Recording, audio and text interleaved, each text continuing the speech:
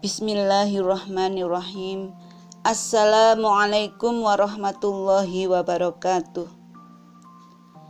Ibu-ibu yang dirahmati Allah Subhanahu wa ta'ala, marilah kita selalu bersyukur atas segala nikmat dan karunia-Nya, sehingga pada hari ini kita masih dapat melanjutkan tadabbur Al-Quran surat Al-Fatihah ayat kelima yang masih berkenaan dengan makna ibadah.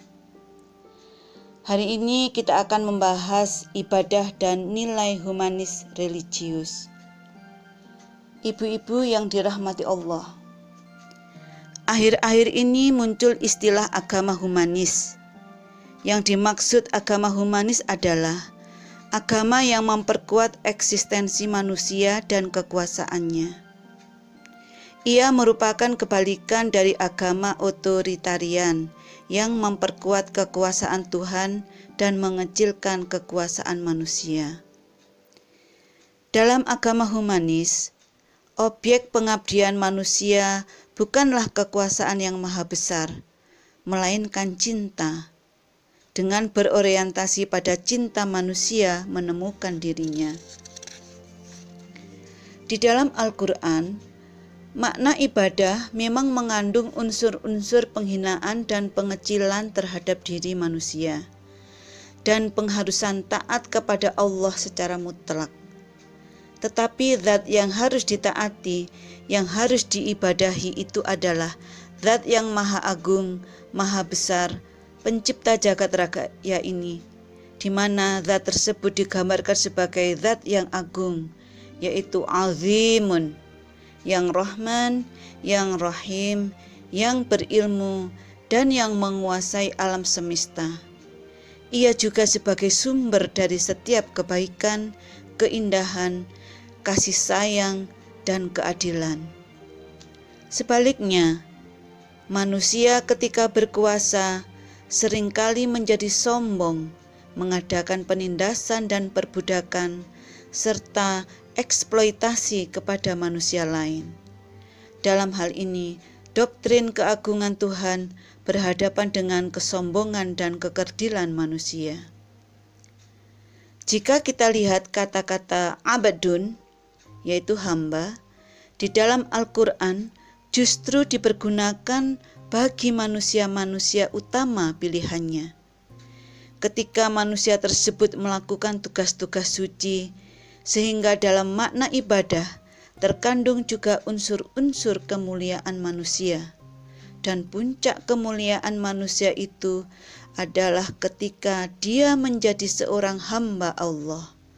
Terbukti dalam surat Al-Quran yang sangat indah ditujukan kepada manusia yang telah mencapai perkembangan tinggi dalam spiritualitas yang disebut dengan nafsul mutmainnah, yang terdapat dalam surat Al-Fajr ayat 27-30 yang berbunyi, A'udzu billahi minasy syaithanir rajim. Ya ayyuhan nafsul mutmainnah, irji'i ila rabbiki radiyatan mardiyah, fadkhuli fi ibadi wadkhuli jannati. Artinya, wahai jiwa yang tenang, kembalilah kepada Rabb-Mu dalam keadaan ridha dan diridhoi, maka masuklah ke dalam golongan hamba-hambaku dan masuklah ke surgaku. Jiwa yang telah mencapai derajat mutmainah inilah yang diundang oleh Allah ke surga dan dimasukkan ke dalam golongan hamba-hambanya dalam keadaan ridho dan diridhoi. Ibu-ibu yang dirahmati Allah, kata al-abdu yang merupakan kata benda orang dari kata-kata al-ibadatu di dalam Al-Quran dipergunakan untuk sebutan bagi hamba-hamba Allah yang utama. Misalnya yang pertama, hamba yang mengamati alam dan mampu melihat gejala-gejala biologi dan fisika, kemudian dapat mengambil pelajaran dari alam tersebut, sehingga membuatnya kembali kepada Allah dengan diberi gelar Abdul Munib, yaitu hamba yang kembali, sebagaimana yang tercantum dalam surat Qaf ayat 7-8. A'udzu billahi minasyaitonir rajim. Wal arda madadnaha wa alqaina fiha rawasiya wa ambatna fiha min kulli zawjin bahij tabsiratan wa dzikra likulli 'abdin munib. Yang artinya, dan bumi kami hamparkan dan kami tancapkan di atasnya gunung-gunung yang kokoh, dan kami tumbuhkan di atasnya pula bermacam-macam ragam tumbuhan yang indah sebagai pelajaran dan peringatan bagi setiap hamba yang kembali. Yang kedua adalah kata hamba juga dipergunakan bagi Nabi Daud, yaitu seorang rasul yang memiliki kekuasaan dan kekuatan yang besar, namun sangat taat kepada Allah, sebagaimana tertera dalam surat Shad ayat 17 yang berbunyi, A'udzu billahi minasyaitonir rajim. Isbir ala ma yaquluna wadhkur 'abdana Dawuda dzal aidi innahu awwab.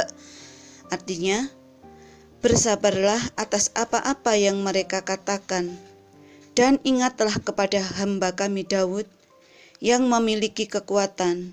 Sesungguhnya ia adalah sangat taat. Yang dimaksud dengan hamba di sini adalah Nabi Daud yang diberi keutamaan menjadi penguasa yang memiliki ilmu, kebijaksanaan, dan kekuatan, namun harus selalu taat kepada Allah dan tidak boleh memperturutkan hawa nafsunya, sebagaimana tercantum dalam surat Shad ayat 26 yang berbunyi sebagai berikut, A'udzu billahi minasyaitonir rajim. Ya Dawud inna